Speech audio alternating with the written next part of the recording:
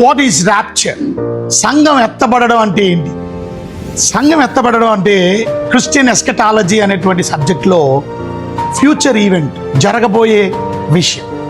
యేసుక్రీస్తునందు విశ్వాసం ఉంచినటువంటి బ్రతికున్నవారు కానీ చనిపోయిన వారు కానీ తప్పక రేపు యేసు మేఘాల మీద వచ్చినప్పుడు తిరిగి లెగిస్తారు.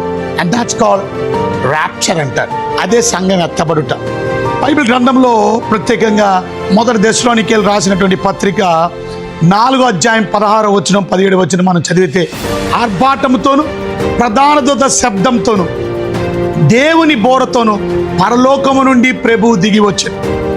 క్రీస్తునందుండి మృతులైన వారు మొదట లేతురు.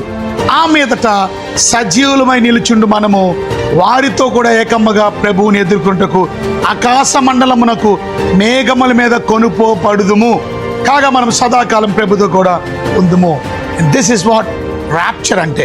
అందుకనే ర్యాప్చర్ అనే పదం అసలు ప్రత్యేకంగా లాటిన్ పదం ర్యాప్చరో అనే పదం నుంచి, అంటే అర్థం స్నాచ్ అవుట్ అని అర్థం, అంటే టు సీజ్ అని అర్థం.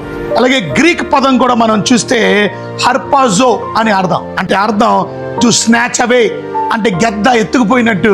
అలా యేసయ్య త్వరగా వచ్చి దేవుణ్ణి నమ్మినటువంటి బిడ్డల్ని, చనిపోయిన వారిని బ్రతికున్న వారిని తీసుకొని వెళ్ళిపోవడం. నువ్వు సిద్ధపడి ఉన్నావా? God bless.